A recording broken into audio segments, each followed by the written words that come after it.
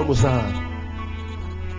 1 Coríntios capítulo 12. Nós temos estudado a doutrina do Espírito Santo desde o ano passado, desde outubro.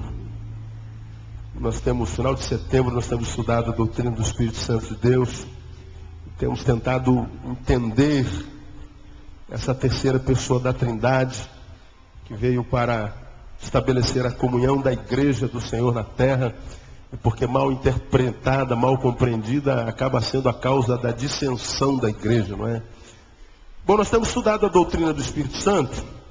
Já estudamos no ano passado quem é ele, por que ele foi enviado, qual o seu papel e qual é a relação dele com a igreja, qual é a relação dele com o mundo, qual é a relação dele com a palavra, qual é a relação dele com o crente e qual é a relação dele com a igreja como um todo, como um corpo. Começamos nesse ano, a partir de fevereiro, quando voltei de férias, a estudar os dons, primeiro aprendendo o que é o dom do Espírito Santo, e depois começamos a aprender o que são os dons do Espírito Santo.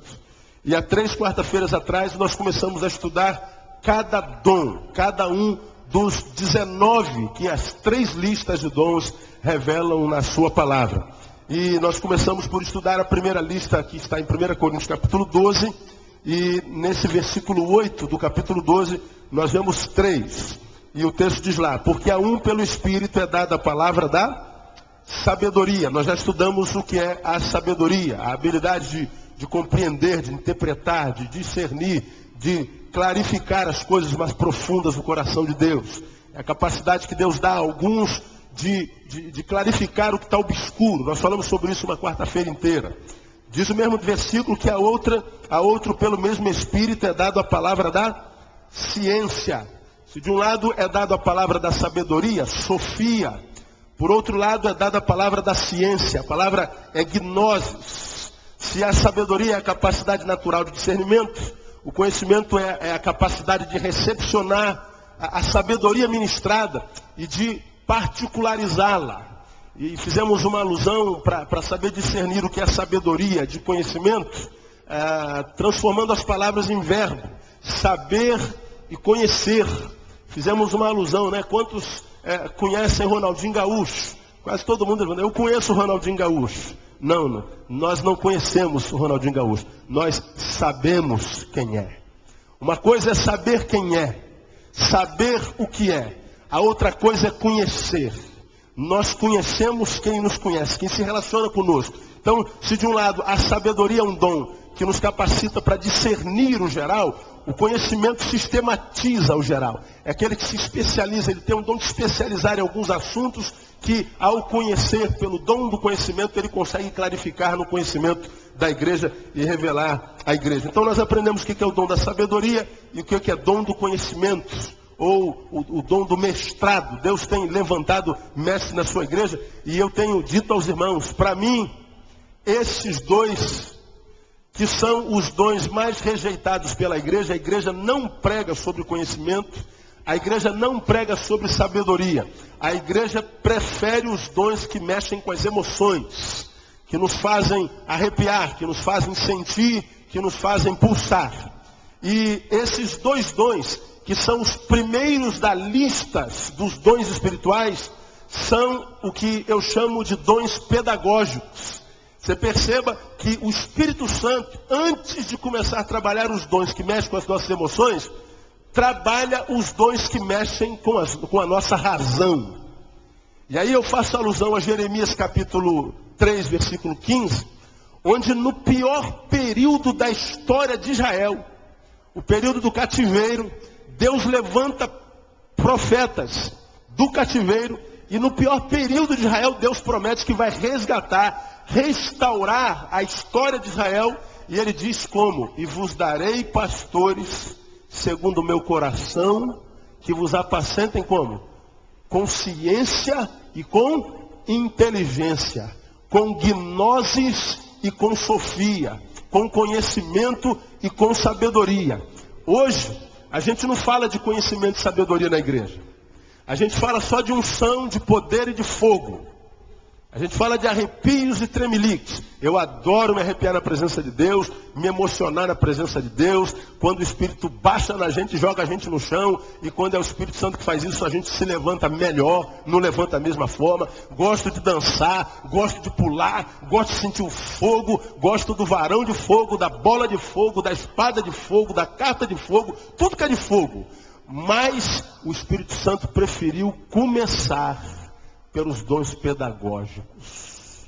Nós vivemos na era da informática, na era da informação, na era do saber. A minha filha tem 12 anos. E ela com 12 anos tem na sua memória mais informação do que um homem, na minha época, com 30. Quando eu tinha 12 anos, um homem de 30 anos tinha o mesmo número de informação que a minha filha hoje tem com 12 anos de idade. Para você ter uma ideia. Na década de 80, para você se comunicar com alguém que estava na China, na década de 70, você tinha que mandar uma carta que levava pelo menos 18 dias para chegar lá. Hoje, como é que você faz para se comunicar com a China? Entra no MSN e fala com ele, ouve a voz dele lá no computador. Nós podemos falar com a China aqui agora. É só ligar o celular aí, ligar com a China, botar aqui no celular e a gente fala com ele lá na hora. Nós vivemos no tempo da informação.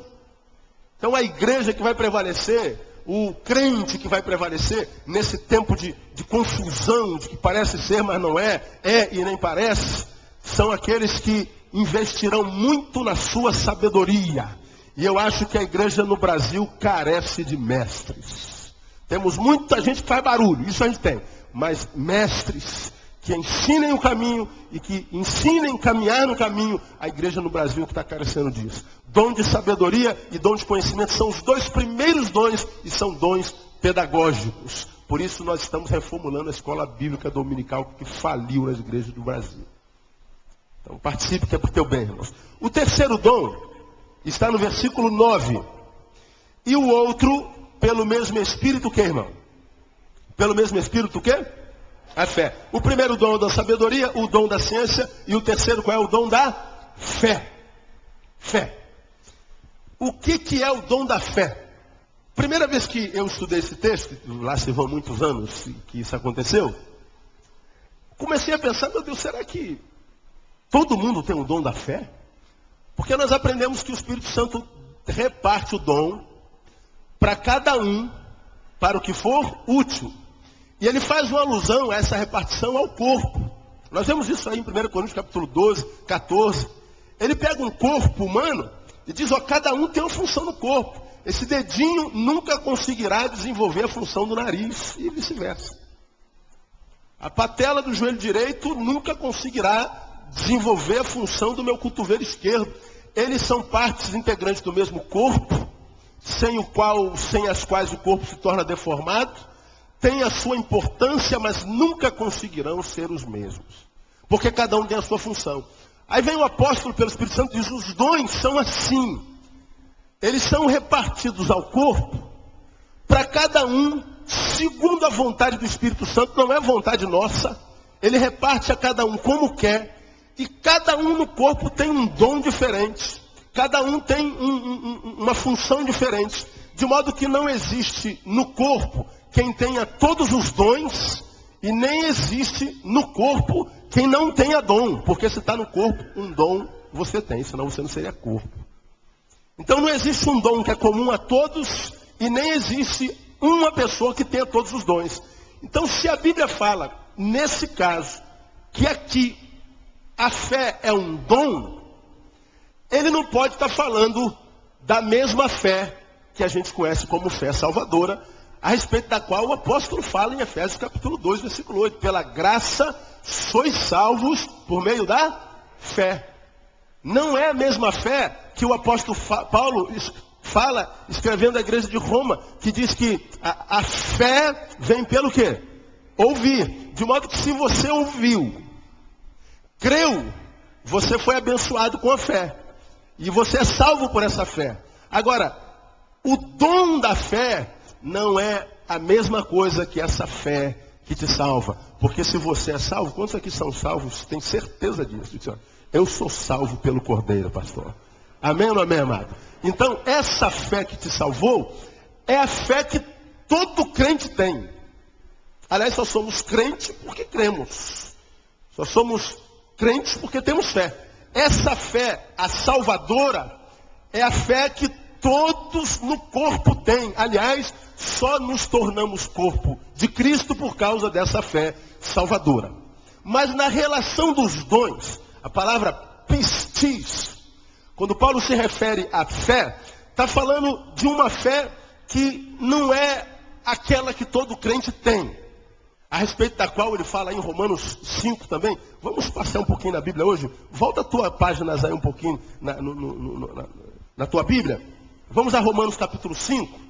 E aí em Romanos capítulo 5, Paulo fala sobre a justificação em Deus e diz que essa justificação é pela fé. Justificados, pois, Romanos 5:1. Justificado pois, pela fé, tenhamos paz com Deus por nosso Senhor Jesus Cristo. Então ele está dizendo que toda a igreja, todo cristão é justificado pela fé. Essa é a fé que salva, que justifica, que nos torna justos diante de Deus, que apaga os nossos pecados, que a respeito de nós, Deus diz, dos vossos pecados não me lembrarei mais. É a fé que nos coloca debaixo da graça, que pela qual nós somos salvos. Essa é a fé salvadora, é a fé justificadora, é a fé redentora e redentiva. Não é dessa que Paulo está falando quando fala a respeito dos dons. Aqui, em 1 Coríntios capítulo 12, está a fé como dom. Dom como qualquer um outro, que Deus dá a alguns do corpo. Alguns Deus dá o dom da fé. E o que é o dom da fé? É uma fé especial que Deus concede a alguns. Fé esta que se mostra sempre, na vida de alguns, inabalável. Aquelas pessoas que podem estar passando o que estiverem passando. Eles podem estar passando pelo vale da sombra da morte. Eles podem estar sem resposta para nenhuma das indagações da vida. Eles podem estar andando em vitória incomensurável. Eles podem estar andando em derrota injustificável. Que a fé desses crentes estão sempre em equilíbrio. Você, quando encontra um crente assim, você fala assim, meu Deus, de onde esse homem está tirando essa fé? Se sou eu já tinha chutado o balde, eu já tinha xingado Deus, eu já tinha descrito de tudo, eu já tinha arrebentado a boca do balão, eu já tinha feito uma desgraça. Mas você lá visita aquela irmã, visita aquele irmão. Como é que está aí, irmão? Já perdeu tudo. Está muito bem, pastor. A alegria do Senhor é a nossa força. Ela está banhada no mar de tristeza, de agonia. Como é que a irmã está, irmã, nesse mar de agonia? Eu estou em paz, pastor. Deus tem abençoado. Aonde que Deus tem abençoado? A gente não vê, mas ela consegue ver. É aquela pessoa que Deus dá uma fé numa proporção tão grande, que mesmo na fraqueza dela, ela consegue fortalecer os que aparentemente estão até mais fortes do que ela. É aquela fé que levanta mesmo caídos. Aquela fé que levanta as pessoas no momento difícil. Aquela que é capaz de fortalecer o mais abatido de todos os seres humanos. É o ponto de partida também, essa fé, para que os milagres aconteçam. Essa é uma fé que é dom de Deus. É uma fé que eu costumo dizer que é o embrião de um outro dom, que é o dom da cura. De que fé nós estamos falando, irmão? Eu vou mostrar a vocês alguns textos que Paulo fala muito claramente sobre essa fé. Que Paulo deixa muito claro quando essa fé está agindo e quando essa fé não está agindo. É uma fé que vem sobre aquele que já tem a fé salvadora, mas que sobre a fé salvadora foi-lhe derramada uma unção especial, foi derramado uma porção maior de fé, para que através dele e através dessa fé inserida nele, ele possa transformar a sua crença em algo concreto a ponto de fortalecer os que precisam ver alguma coisa para crer que Deus está agindo. Percebam comigo a igreja evangélica no Brasil hoje. Se você entra numa igreja e A gente cultua o Senhor, por exemplo, como uma igreja daquelas bem tradicionais, que a gente não canta cântico, a gente não bate palma, a gente não dá glória a Deus, a gente não faz nada. É aquele culto bem formal. E aí, o pessoal que não está acostumado com culto formal, gosta mais do fogo, gosta do reteté, do tatatá, do tototô. E aí entra naquela igreja e tem aquele culto bem litúrgico. Aí essa pessoa, se não tem discernimento de Deus, ele é só um emocionalista, mas não é um racional, ele não é equilibrado. Ele diz assim, sangue de Jesus tem poder, Deus não está aqui nesse lugar não. Por que Deus não está aqui nesse lugar? Por que Deus não age quando há liturgia? Por que Deus não age quando há silêncio? Por que Deus não age quando há quietude? Por que nós achamos que toda vez que Deus está agindo, eu tenho que sentir Deus agindo? Por que toda vez que Deus está agindo, eu tenho que, com os meus olhos físicos e biológicos, tenho que ver que Deus está agindo? Por que quando Deus está passando, ou quando Deus está movendo, eu tenho que ter percepção humana, ou psicológica, ou psíquica, de que Deus está passando? Por que eu tenho que perceber? Por que quando eu não vejo, por que quando eu não sinto, por que quando eu percebo, eu tenho dificuldade de entender que Deus agiu? Porque se nós entramos num lugar, está todo mundo se movendo, está todo mundo pulando, está todo mundo falando em línguas, e a gente vê alguém dizendo assim, fui curado. Como a gente vê, por exemplo, na televisão, irmão, vamos fazer a oração da fé, a oração do fogo, a oração forte. E a gente fica em pé para a oração forte. Aí acaba de orar e diz assim, irmãos, levanta a mão aí. Você que não estava conseguindo balançar o braço direito. Vamos ver se Deus agiu. Quem não estava conseguindo levantar o braço direito, agora está conseguindo. Oh, glória a Deus, Deus agiu, irmão. Quem estava sentindo dor na batata da perna, agora não está mais. Na batata da perna, quem está sentindo dor na batata da perna? Eu, pastor, estava sentindo uma dor aqui na batata da perna, mas não está doendo mais. Olha, Deus se operou um milagre, irmão. Quanto tinha queda de cabelo aí, irmão? Não está caindo mais. Levanta a mão. Sentiu que o cabelo não está caindo mais. Oh, Deus agiu na sua cabeça, irmão. Eu vou dizer uma coisa para você, irmão. Eu não estou julgando, eu estou constatando. Pegar o Deus que criou o universo, que diz assim, ó, eu detenho todo o poder do que há no céu e na terra, nas minhas mãos. E dizer que o mover dele numa reunião se dá quando eu posso levantar a mão ou não, quando some um caroço ou não, é reduzir o que Deus é a quase nada. Vocês já aprenderam aqui, irmãos, que Deus age não quando eu vejo agindo, tão somente. Deus age não só quando eu o sinto agindo, tão somente. Deus age não quando eu o perceba agindo, tão somente. Deus age e está presente simplesmente porque Ele disse que estaria presente. E Ele disse o seguinte, onde houver 2 ou 3, de fato e de verdade, reunido em meu nome, o que Ele prometeu, irmão? Eu ali estaria. Mas pastor, eu não estou sentindo a presença de Deus. E porque você não está sentindo, Deus não está lá? Não. Ele está lá, sentindo você ou não. Porque Ele disse que estaria, então Ele está. Deus não pode mentir na sua promessa. E aí a gente se equivoca. Eu não estou sentindo a presença de Deus, então Deus não está aqui. Aí você está vivendo pela fé ou pelas sensações? Você está vivendo pela fé ou está vivendo pelo que os teus olhos veem? Porque se eu não vi Deus curar, se eu não vi ninguém que estava com dor no braço, agora está sem dor, Deus não está agindo. E a gente não percebe que nós não somos só carne e osso. Nós não percebemos que temos uma alma e um espírito, aliás, onde alojam-se 99% das nossas enfermidades, e que Deus pode trabalhar no nosso interior sem que a gente não sinta nada. E a gente muitas vezes entra no lugar onde Deus está operando. Mas porque nós não estamos vendo, nós não estamos sentindo, a gente sai daquele lugar como se Deus não tivesse estado ali. E a gente saiu sem a bênção, porque não tivemos discernimento. Meu irmão, deixa eu falar uma coisa para você. Deus, quando quer manifestar a sua presença, Ele pode fazer você receber uma pulsão onde você está sentado e te jogar 10 metros de altura. Você sabia disso? Amém ou não, amém? Ele pode. Recebe, pum, pum. Jesus da glória. Tem hora que a gente não consegue ficar em pé. São 500 graus de puro fogo e poder mesmo, né? Assim mesmo. E a gente sente a coisa queimando dentro. Mas há momentos que Deus diz assim, não, filho, eu vou tratar do teu espírito, em paz e em silêncio.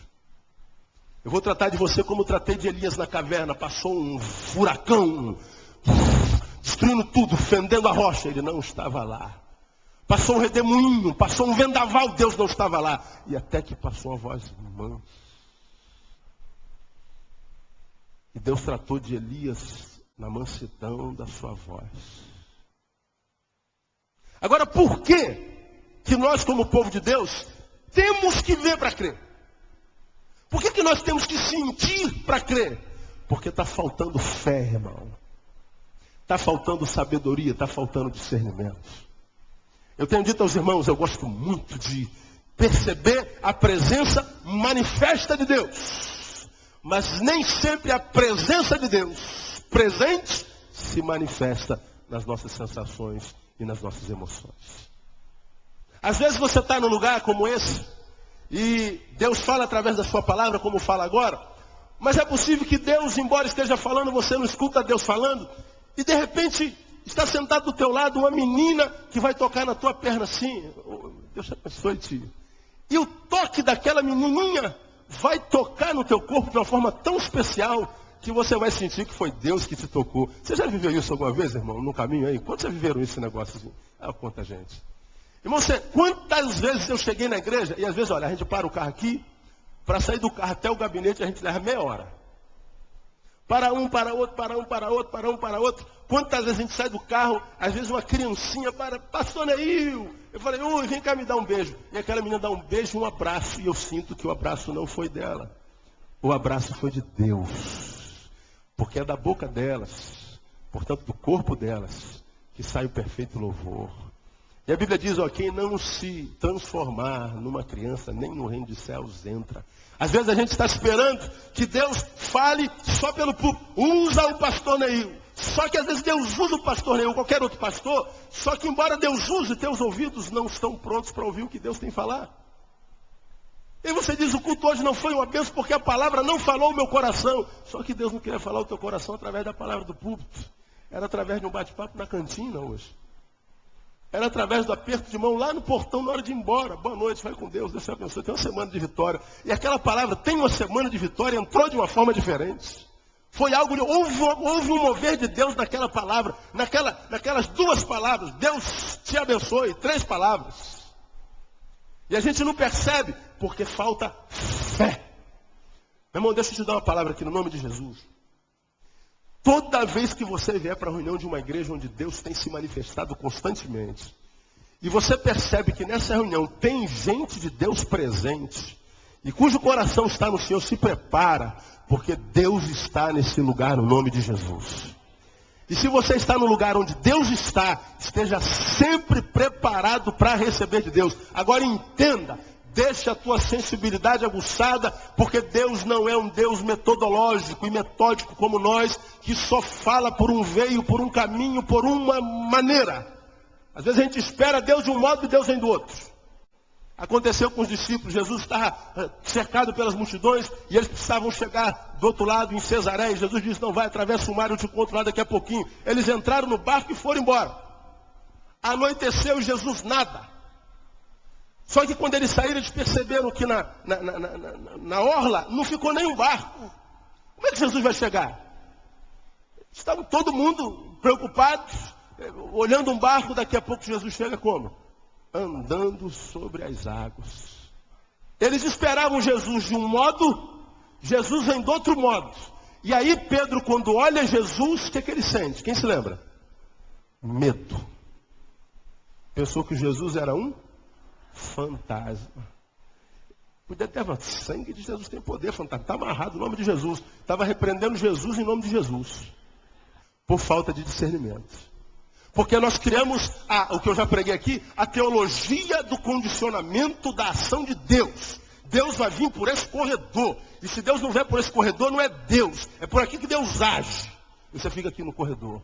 Aí o Espírito Santo está fluindo, passando, inundando tudo, quebrando tudo, reconstruindo tudo. E tu está aqui, Deus vai vir, eu estou pela fé, irmão, estou na fé. Ô, seu trouxa, aí do teu lado aí, seu trouxa, olha para o lado. Deixa Deus falar contigo. Não, ele vai vir por aqui, ele sempre vem por aqui, é por aqui que ele vai vir. E a gente está condicionando a ação de Deus. Sabe o que é isso, irmão? Não é fé não, isso é ausência de fé. Isso é incredulidade. Irmão, eu gosto de sentir a presença de Deus. Eu queria sentir a presença de Deus no meu corpo todo dia. Mas eu não sinto. Se você sente, glória a Deus pela tua vida, irmão.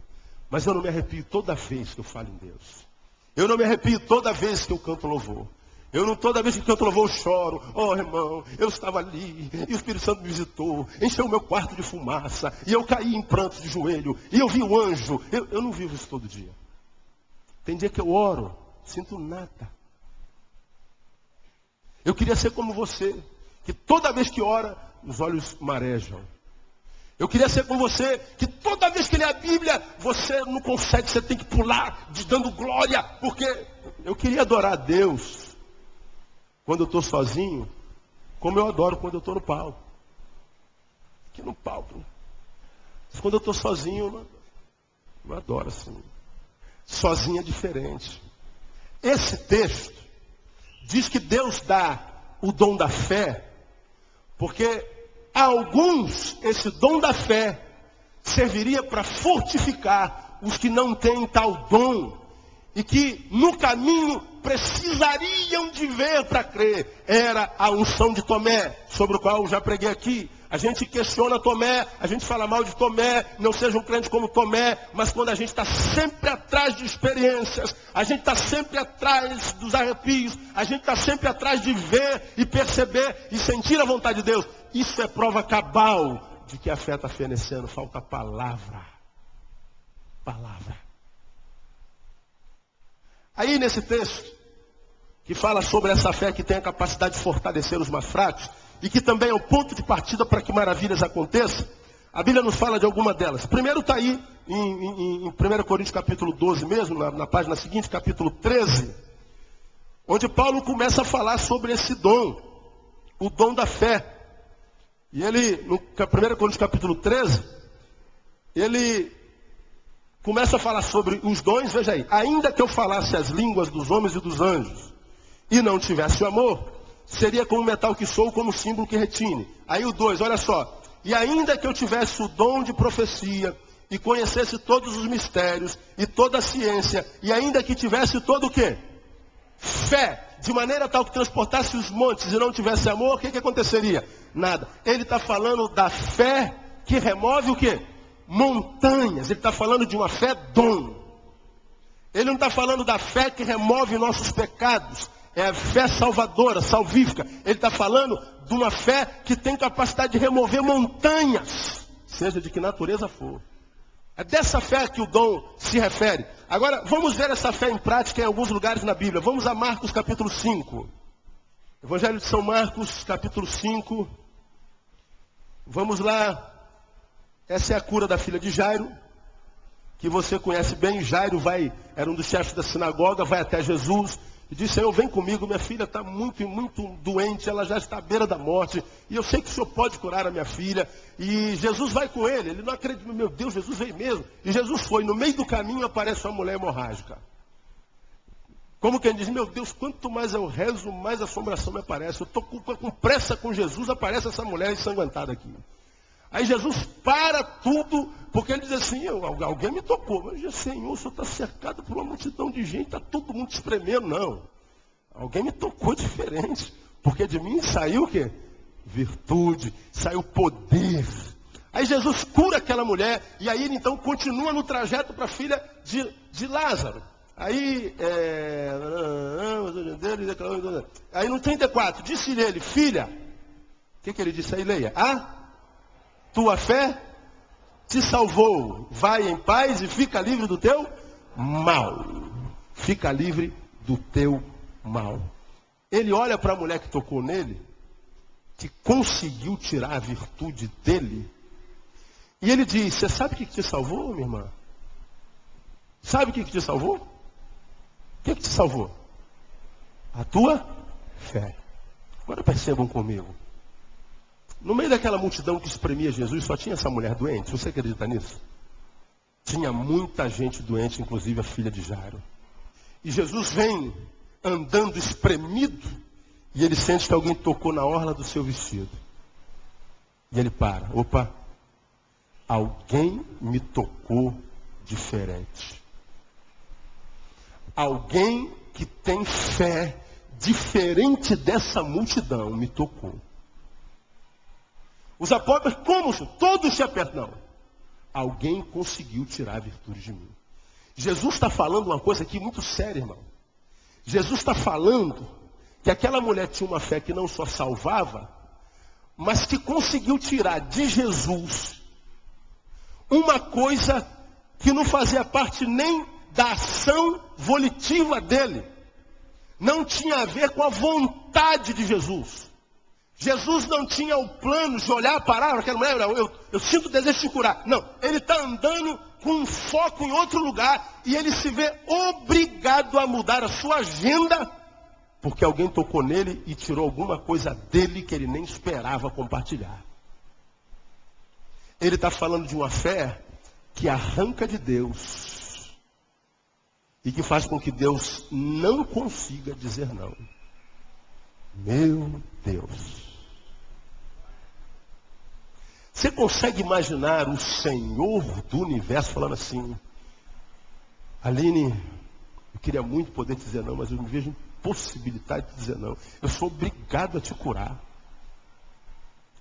Possati, eu sou obrigado a te abençoar. Eu não queria, não estou de bom humor hoje, sou Deus, mas eu estou amarrado a você. Não parece heresia isso, irmão? Pô, pastor, isso soa meio herético. Deus se vê impossibilitado de me não abençoar. Mas será que isso é herético mesmo? Vamos dar uma passadinha em Isaías. Vai que eu estou pregando heresia, né? Vamos ver o que a Bíblia fala sobre isso. Porque a Bíblia é a nossa bússola. Isaías, deixa eu ver se eu lembro o texto aqui, porque eu não notei. Isaías 58. Jesus não planejava, não estava na agenda dele aquela mulher. Na agenda dele estava a filha de Jairo. Mas Jesus modifica a agenda. Não, alguém me tocou com uma fé diferente. É a fé que tira de Deus, irmão. E Deus dá com graciosidade. Aleluia, Deus é tremendo. Isaías 58, Deus fala sobre a observância devida ao do jejum. E ele diz o seguinte. Primeiro, uma advertência. 2. Todavia me procuram cada dia, tomam prazer em saber os meus caminhos, como se fosse um povo que praticasse a justiça e não tivesse abandonado a ordenança do seu Deus. Pedem-me juízos retos, têm prazeres em chegar a Deus. Por que temos nós jejuado, dizem eles, e tu não atentas para isso? Por que temos afligido as nossas almas e tu não sabes? Lembra que eu preguei um sermão com o tema O Deus Desinformado? Tu não sabes? Olha que povinho triste. Tu não sabes. Vamos continuar. Eis que no dia em que jejuais, prosseguis nas vossas empresas, exigis que se façam todos os vossos trabalhos, eis que para contendas e rixas jejuais, e para ferirdes com punho iníquo, jejuando vós assim como hoje, a vossa voz não se fará ouvir do alto. Ele está falando de uma religiosidade sem vida. Seria esse o jejum que escolhi? O dia em que o homem aflige a sua alma, consiste porventura em inclinar o homem a cabeça como junco, e em estender debaixo de si saco e cinza? Chamarias tu isso a jejum, o dia aceitável ao Senhor? Aí ele começa a explicar o que ele quer de nós. Acaso não é esse o jejum que escolhi? Que soltes as ligaduras da impiedade, que desfaças as ataduras do jugo, que deixes ir livres os oprimidos, que despedaces todo o jugo? Porventura não é também que repartas o teu pão com o faminto, e recolhas em casa os pobres desamparados, que vendo nu o cubras e não te escondas da tua carne? Olha o que Deus está falando. Eu não quero esse jejum que vocês têm dentro de templo, da religiosidade performática. Eu quero que vocês desenvolvam um jejum que é a ausência de si mesmos, de vocês mesmos, renúncias dos seus eus, dos seus ecos, e tirassem o olho do seu umbigo e saíssem para abençoar os mais necessitados que vocês. Que deixassem de reclamar o que falta na vida de vocês e olhassem para os que estão do lado de fora e verão que na vida deles falta muito mais do que vocês. E se eles tivessem o que vocês têm, eles seriam os homens mais felizes da terra. Mas vocês não são gratos. E ele está dizendo, quando vocês saírem da fé performática, religiosa, para a prática, aí ele faz promessa. 8. Então romperá a tua luz como a alva, e a tua cura apressadamente brotará, e a tua justiça irá diante de ti. E o que mais que diz aí? E a glória do Senhor será a tua retaguarda. Agora receba o versículo 9. Então clamarás, e o Senhor te responderá. Gritarás, e ele dirá. O que ele dirá? Eis-me aqui. Deus, é o Neil quem fala. Aí vem, opa, eis-me aqui, Neil, pode falar. Deus dizendo assim, olha, eu não tenho problema de ser teu servo, Neil, se você for como meu servo.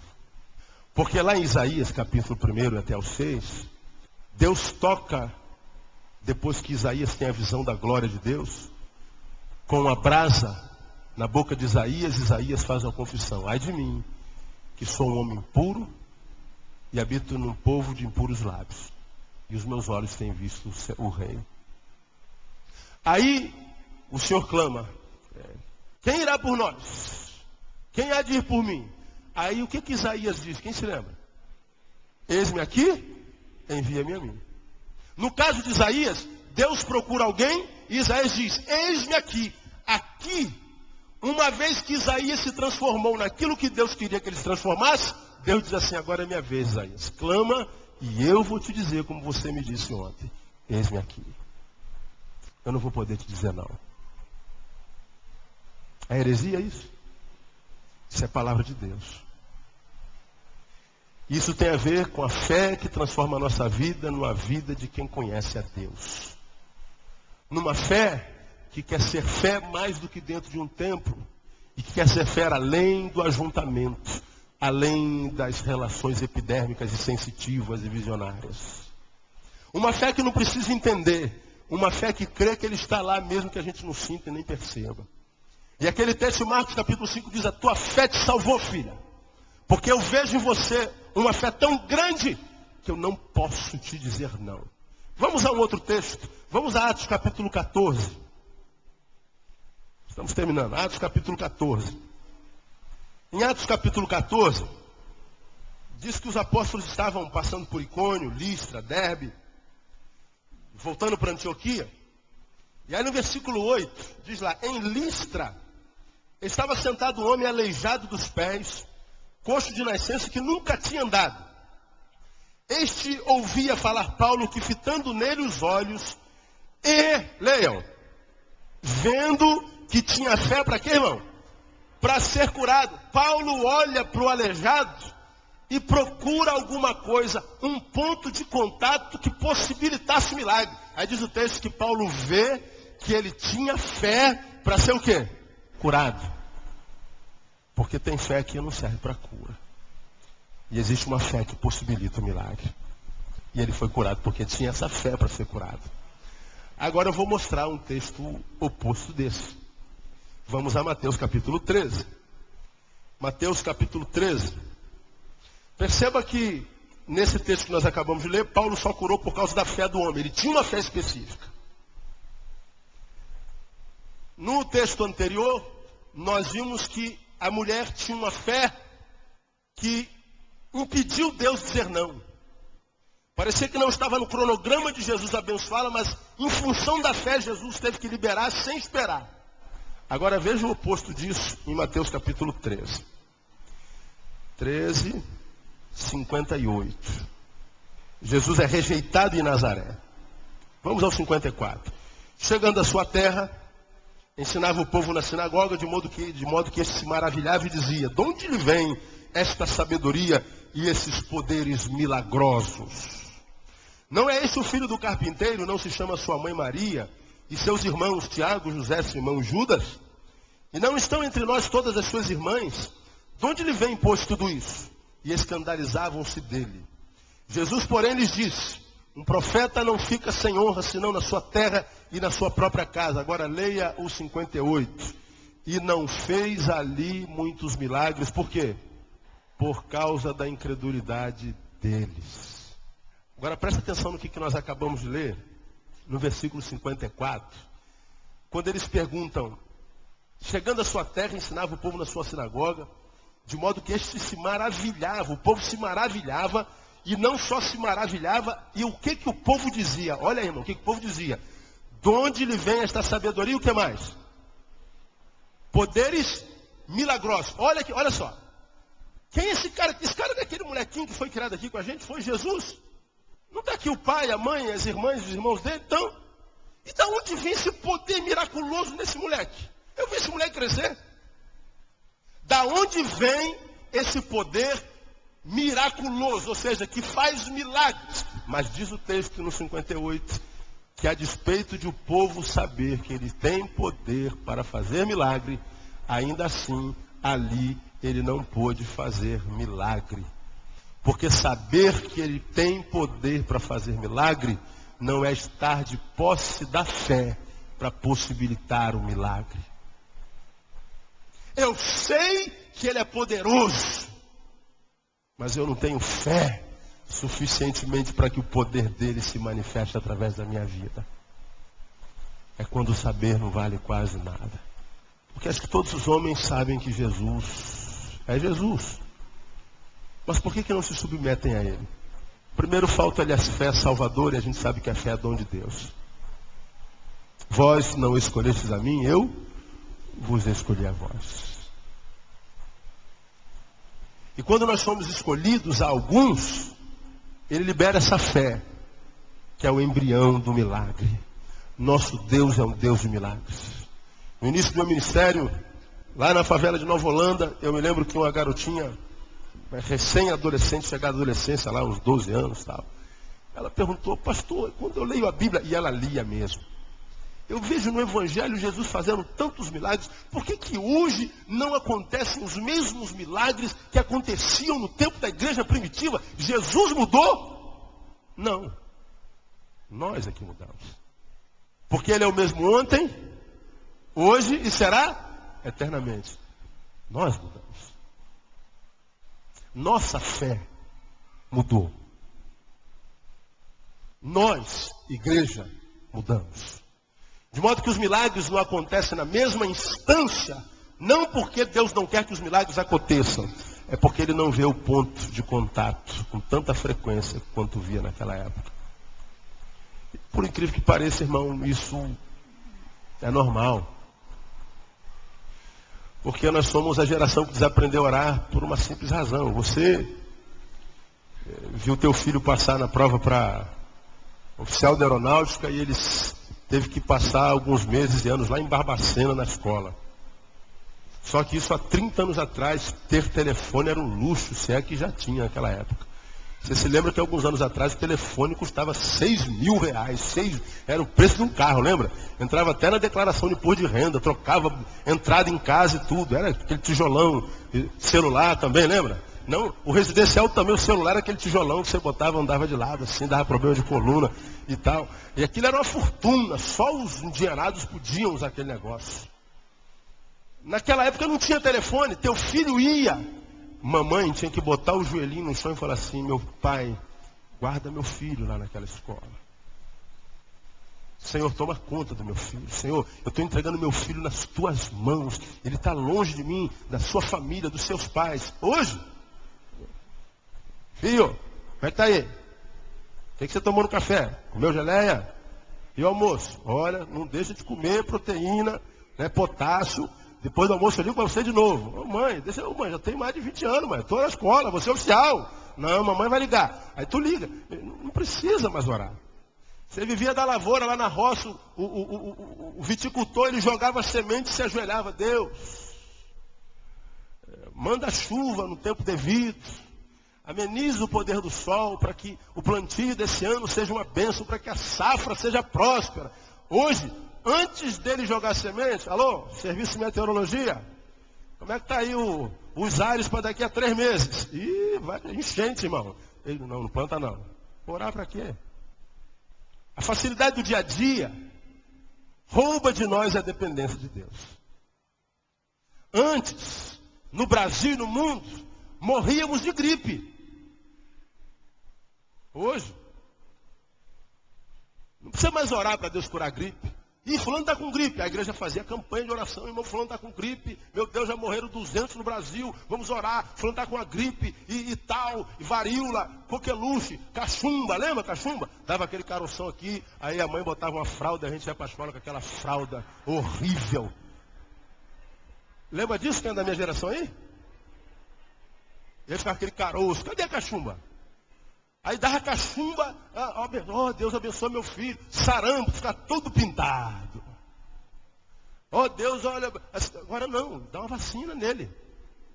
Uma vacina nele, não precisa orar. Como que vai acontecer milagres?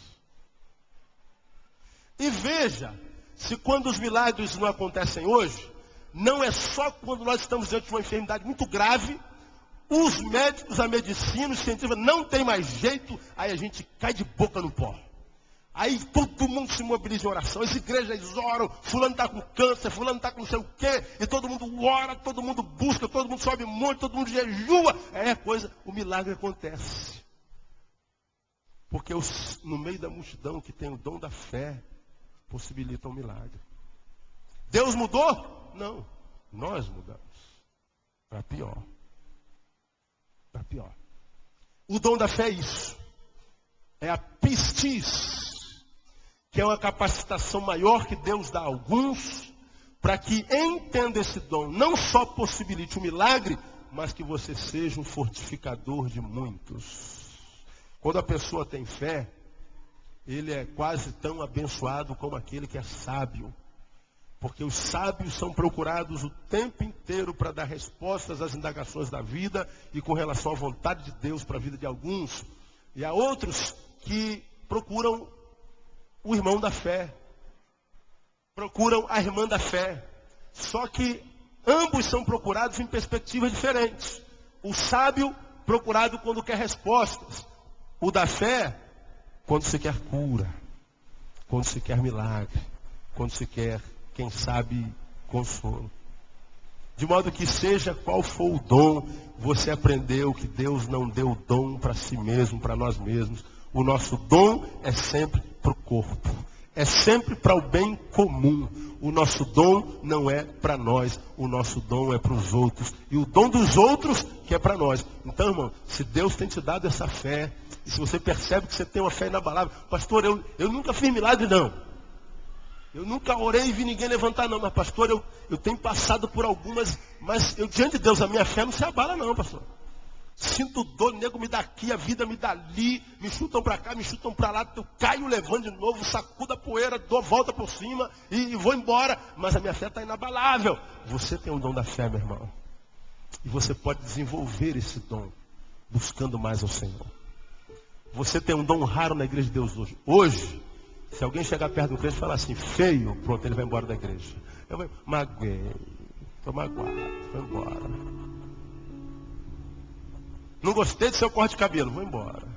Magoei. Aquela igreja não tem amor. Aquela gente é tudo falsa. Vou embora. Isso é crente porcaria. Tem que ir embora mesmo. Agora que eu estou com mais raiva mesmo do Senhor, pastor, o Senhor falou isso aí para mim.